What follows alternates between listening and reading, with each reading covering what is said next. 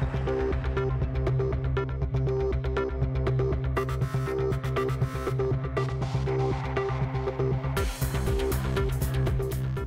evening and welcome to I24 News Defense Magazine. I'm Alon Ben David with your weekly review of security, intelligence and strategic affairs. In this edition, the Iran nuclear talks are headed for overtime as the deadline for a deal looks set to be missed. We discuss the pressing issue with the former head of Israel's military intelligence. And a wave of terror attacks strikes Tunisia, Kuwait and France. Is enough being done to neutralize the global jihadist threat? Let's begin. The deadline has arrived for a final nuclear deal between Iran and world powers, but it will almost certainly be missed. Negotiations have been turbulent since an initial interim accord was signed in November 2013. The talks are set to continue for at least a few more days, but this time a lengthy extension is not in the cards. I24 News editor Charles Biblizer has the latest. It's crunch time for the Iran nuclear talks. Tuesday's deadline seems destined to come and go, with officials all but conceding that further negotiations will be needed if the sides are to reach a final agreement. If a few days more are needed, we can take them. The important thing is to manage to translate the political understanding we got a few months ago into a finalized agreement. Iran's foreign minister has departed Tehran for Vienna to rejoin the talks. He is reportedly being accompanied by brothers to both President Hassan Rouhani and Supreme Leader Ali Khamenei. Zarif had flown back Sunday for consultations. Despite years of negotiations, major sticking points still remain, although reports suggest a mechanism is close to being finalized to grant international inspectors access to suspect Iranian facilities. France's foreign minister spelt out the conditions that have not yet fully been agreed to. We think there are at least three essential conditions. The first is a lasting limit on Iran's research and development capacity. The second condition is a rigorous inspection of sites, including military if needed. And the third condition is the automatic return of sanctions if it violates its commitments. Most analysts agree that the negotiations will not extend past July 9th, after which the U.S. Congress would have an additional 30 days to torpedo any potential deal. The next week is thus crucial, with a resolution to a decades-long standoff hanging in the balance. And earlier I was joined by Louis Charbonneau, a correspondent for Reuters who is in Vienna covering the nuclear talks. Thank you for joining us. My pleasure. Is July 9th the final deadline? Well, there is a deadline, but it's not the real deadline because everyone knows it's going to be missed. The Americans, the Iranians, and even the French today basically said that no one's expecting to meet the June 30th deadline for a deal. They're going to keep negotiating, and some of the predictions are that it could go a few days into July. So what are the main standing issues right now?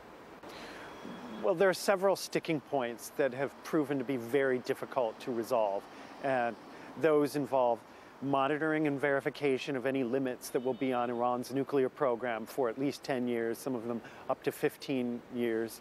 European delegations have been very insistent on, particularly the French. They've been quite adamant that there must be, in the agreement, explicit arrangements for the IAEA, the International Atomic Energy Agency based here in Vienna, to get access to military sites, to Iranian nuclear scientists so they can interview them and find out what exactly Iran has been doing over the past few decades and what kind of potential clandestine nuclear arms work it might have done in the past.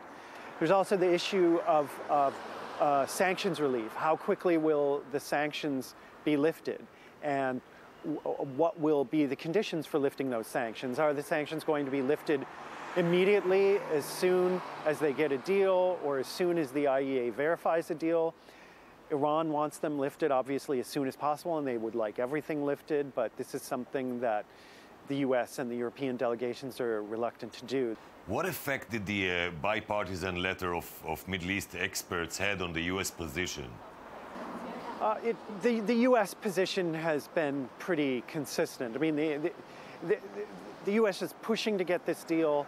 John Kerry, with a broken leg, on crutches, is here.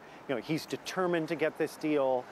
We have reported that this deal is so important to him personally, so that he can show, after so many diplomatic misses over the years where he hasn't really been able to achieve anything great, he could walk away from this and say, I did something, I got this deal with Iran that limits its nuclear program, right? So they're determined to get it. And they've been pretty consistent. They've also been consistently accused of caving in to Iran. Israel has accused them of that. We've also heard this from other negotiators in the P5+1, the six-power group that includes the 5 permanent Security Council members and Germany. Some of them have suggested that the U.S. just seems to want this deal too much. And I'm now joined by retired General Amos Yadlin, former head of Israel's military intelligence and currently director of the Institute for National Security Studies in Tel Aviv. Thank you for joining us, General. Good evening, Alon. It seems that Israel is mostly concerned about what a nuclear deal would do to Iran's position in the region. What are the geostrategic effects of that deal? Israel is concerned of, first of all, the deal itself. Israel is not happy with the issue of inspection, which is not intrusive enough and not comprehensive enough. Israel is worried with the R&D that the Iranians will continue. Israel is worried with the potential military aspects of the Iranian history of developing nuclear weapons. And Israel is worried about the dismantling of centrifuges and stockpile. So all these 4 issues are a real concern for Israel. But Israel is also concerned that the Iranians will not keep the agreement, and they will violate it as they did in the past. They will play on the gray area, on the blurred language, and they will continue to cheat and advance their nuclear program instead of rolling back, go forward. So what happens in case Iran does cheat? I guess if the cheating will be recognized by the P5+1, especially the US, Israel will push for sanctions snapback, and if sanctions will not snap back in an effective way, I think the military option will be again on the agenda. But the concerns that you ask about Iranian behavior, negative effect in the Middle East, both supporting proxies that are terror organizations like Hezbollah, Hamas, Islamic Jihad, as well as participating in civil wars in Syria, in Yemen. All this negative policy of Iran should be comforted not only by Israel, but also by the US. So the challenge for a responsible Israeli government is to agree with the Americans how they are going to handle a 2-track policy. On one hand, agreeing with Iran on the nuclear issue. On the other hand, don't give up any concession to the Iranians if they continue with all their very negative activities. Do you see any possibility that the US Congress would not approve a signed deal? Yes, Alon. If the 4 issues that I just spoke about, the inspection, the R&D, the PMD, and the dismantling of the program, will not be satisfactory to the US Congress, I see a change in the American public opinion. There was a bipartisan declaration, statement last week by officials from the Obama administration in the first term, including Dennis Ross, General Petraeus, that indicates that the level of concessions that America have done to the Iranians, making this agreement to be a bad agreement. So in case that this will not be corrected in the final language, the chances that the Congress will have a resolution that the agreement will not be ratified, the president will veto it, and the question is whether Congress and the Senate will have 2/3 to overrule the president veto. We will do the right judgment about it when we see the final language of the agreement. Let's move on to the Gaza Strip. This week we've seen another attempt to breach the blockade, and there are talks about a proposal to allow Gaza to build its own seaport in return for a long-term ceasefire with Israel. How do you view this idea? Long-term ceasefire with Israel is the interest of Hamas more than the interest of Israel. So we should not pay for that. The ceasefire was accepted by Hamas, and the ceasefire is for the benefit of both sides. If Hamas want to build a port in Gaza, which is making sense, they have to ensure that everything that goes through this port will go to rebuilding of Gaza economically on the civilian side and will not help to Hamas rebuilding its military power. Demilitarization of Gaza is the key for a port. It was a Friday of terror. 39 people gunned down at a tourist beach resort in Tunisia, 27 killed and more than 200 injured in a suicide bombing in Kuwait, and a grisly jihadist attack in France that saw one man decapitated. Implicated in all the incidents is the Islamic State, which raises the question, is the world doing enough to combat against the group and its growing number of affiliates? Joining us now in the studio is former Israeli ambassador to France, Danny Sheck. Thank you for joining us, Ambassador. My pleasure. The perpetrator in the last attack in France was known to French authorities, yet he wasn't stopped. No, you know, first of all, we have to remind everybody that there is some degree of confusion about him because there's a mix of personal and religious motivations behind him.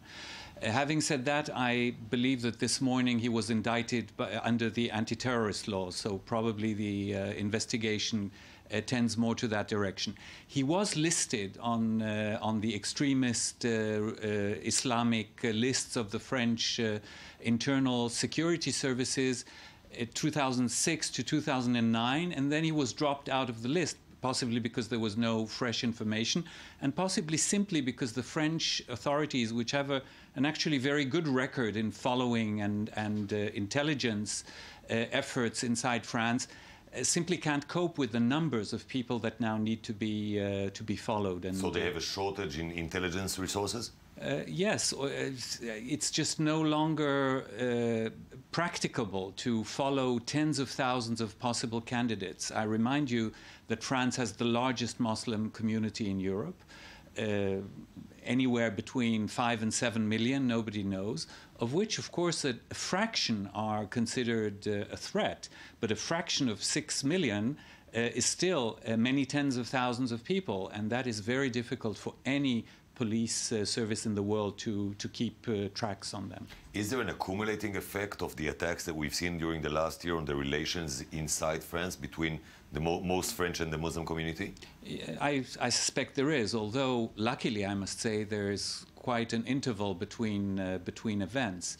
Every time we say this is a wake-up call, and I believe that the French authorities consider it as a wake-up call and take measures that are quite impressive. But like you and me, we have a wake-up call every morning, but every night we go to sleep again.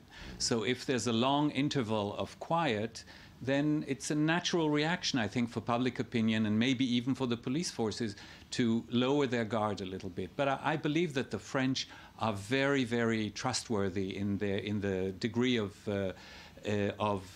responsibility that they take about it. The Prime Minister has been very outspoken about it. And legally they have no obstacle in terms of invasion privacy of citizens. Alon, you know better than me. No obstacle is a strong word. It's very difficult to fight terrorism. It's like fighting crime. You don't fight crime in order to eradicate it. And we probably won't eradicate terror. But you have to take the strongest possible measures in order to make it as difficult as possible for such terrorist events to happen. And I believe the French are relatively good at this. Do you eventually foresee the whole Schengen area making its border more harder to penetrate? I don't know if that will happen, but I'm sure that that has to happen. one reason is the terror issue, but the other reason is the influx of uncontrollable influx of illegal, of clandestine refugees and clandestine new citizens that are trying to get in. But this is not an easy, it's easier said in a studio in Jaffa than done in Brussels. Schengen is considered to be one of the big achievements of the European Union, and I think that European leaders will be very wary of renouncing it and going back on it that easily. But since it's become so easy to penetrate Europe, I think that eventually this is what will happen. Thank you very much, Ambassador Sheikh, for joining us.